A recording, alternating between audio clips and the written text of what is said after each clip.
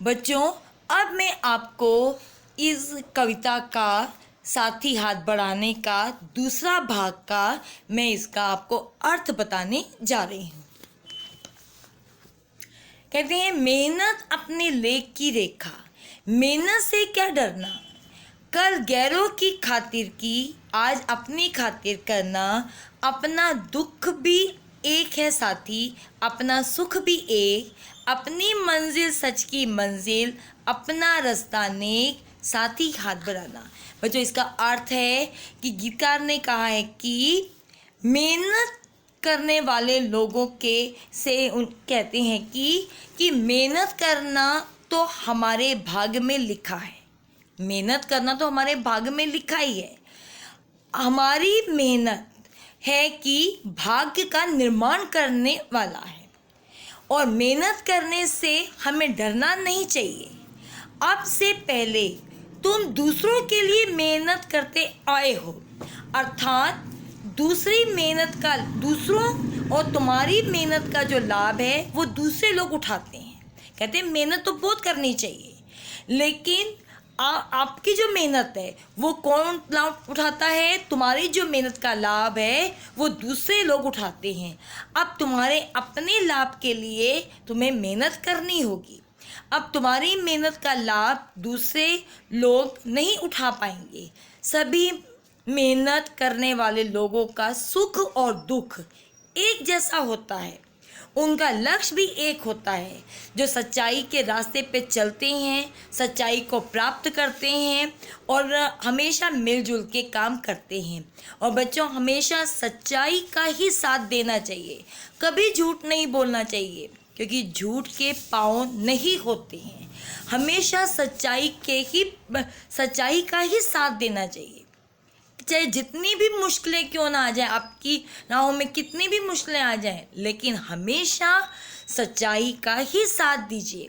कभी भी झूठ मत बोलिए, क्योंकि सच्चाई में बहुत ताकत होती है, और हमेशा झूठ बीच रास्ते में ही दम तोड़ देता है। और वो तो सबको बच्चों पता ही है, हमेशा सच्चाई की ही जीत होती है। इसलिए हमें हमेशा मिलजुल कर काम करना चाहिए, और अपने भाग्य का कभी कभी हमारा भाग्य साथ नहीं देता बच्चों, तो हमें अपने भाग्य का निर्माण हमें खुद ही करना पड़ता है। हमें अपना भाग्य अच्छा खुद ही बनाना पड़ जाता है। उसके लिए बच्चों हमें क्या करना चाहिए? खूब मेहनत और लगन से हमें काम करना चाहिए।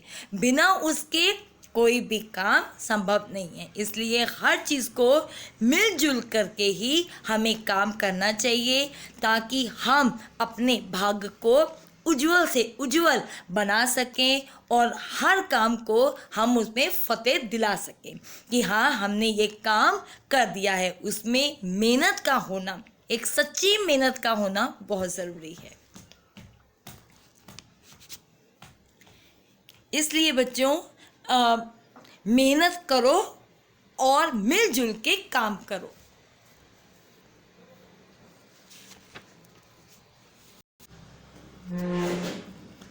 अब बच्चों, अब मैं आपको तीसरा और अंतिम चरण का मैं इसका अर्थ बताने आपको जा रही हूँ। बच्चों, तीसरा है पैराग्राफ इसका, और अंतिम पैराग्राफ इस प्रकार है। एक से एक मिले तो कतरा बन जाता है दरिया, एक से एक मिले तो ज़र्रा बन सकता है सहजा, एक से एक मिले तो राही बन सकती है पर्वत, एक से एक मिले तो बस में एक कर ले किस्मत, हम साथी हाथ बढ़ाना। कहते हैं इसमें अंतिम पैराग्राफ का अर्थ है, कहते हैं गीतकार कहते हैं कि एकता में बहुत शक्ति होती है। कहते एकता में बहुत ज़्यादा ही शक्ति होती है। जैसे कण एक एक बूंद मिल करके सागर का निर्माण करती है।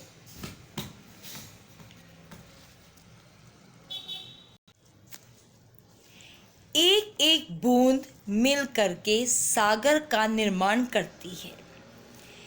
एक एक रेत का कण मिल करके मरुस्थल बन जाता है।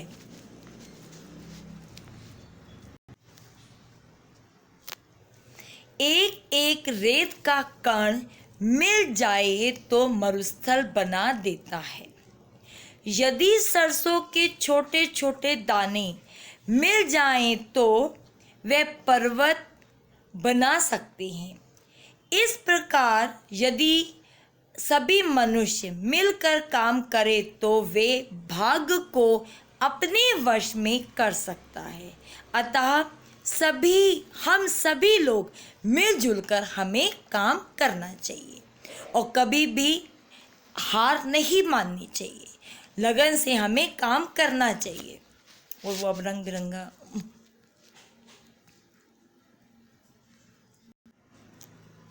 बच्चों, अब आपके सामने एक रंग बिरंगी एक कलरफुल एक पिक्चर आपकी स्क्रीन के सामने आ गई है। उसके बच्चों 4 पार्ट्स हैं। अब आप अपने नोटबुक में और पेंसिल के माध्यम से या पेंसिल से आप लोग ये जो आपको कलरफुल आपके पिक्चर जो आपके सामने आई है उसमें 4 पार्ट दिए हुए हैं और आप देख करके और सोच करके लिखोगे कि इस पिक्चर में क्या दर्शाया जा रहा है, ये पिक्चर क्या कह रही है, इसमें इंसान क्या क्या कर रहे हैं। बच्चों, पहली पिक्चर में यानी कि पहले चरण में देखिए 3 इंसान रस्सी के माध्यम से ऊपर चढ़ रहे हैं। दूसरा देखिए पार्ट में 2 इंसान बांस उठा रहे हैं। तीसरे में देखिए पिक्चर में तीसरे स्टैंडर्ड में 2 इंसान पत्थर तोड़ रहे हैं। और चौथे में देखिए बच्चों, एक इंसान पत्थरों को टोकरी में भर रहे हैं। किसके लिए? इमारत बनाने के लिए या मंजिल बनाने के लिए। इस पिक्चर में ये दर्शाया जा रहा है कि एक मंजिल या एक इमारत बनाने के लिए सब लोग मिलजुल कर काम कर रहे हैं तो एक मंजिल बन जाएगी, यानी कि एक इमारत, एक घर खड़ा हो जाएगा। और आप लोगों ने भी नोटबुक में इसके बारे में, इस पिक्चर के बारे में कि ये पिक्चर क्या दर्शा रही है, क्या कहना चाह रही है, आप लोगों ने अपनी नोटबुक में लिखेंगे कि पहले स्टेप में क्या था, दूसरे की पिक्चर में क्या था, तीसरी पिक्चर क्या बोल रही है, सब अपनी नोटबुक में लिखेंगे। और कौन कौन सा ये काम कर रहे हैं ये भी बच्चों आप लिखोगे। अब मैं क्वेश्चन बच्चों, अब मैं आपको गृह कार्य यानी कि होमवर्क देने जा रही हूँ। इस कविता से संबंधित कुछ प्रश्न आपके सामने मैं दे रही हूँ और प्रश्न बोल रही हूँ और आप लोगों ने बहुत अच्छे ढंग से अपनी नोटबुक में इन प्रश्नों को हल करना है वो, ताकि मुझे पता चलेगा कि आपको कविता कितनी समझ में आई है।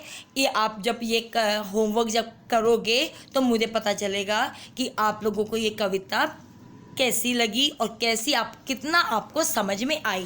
वो जो पहला क्वेश्चन है, इस गीत की किन पंक्तियों को तुम अपने आसपास की जिंदगी में घटते हुए देख सकते हो।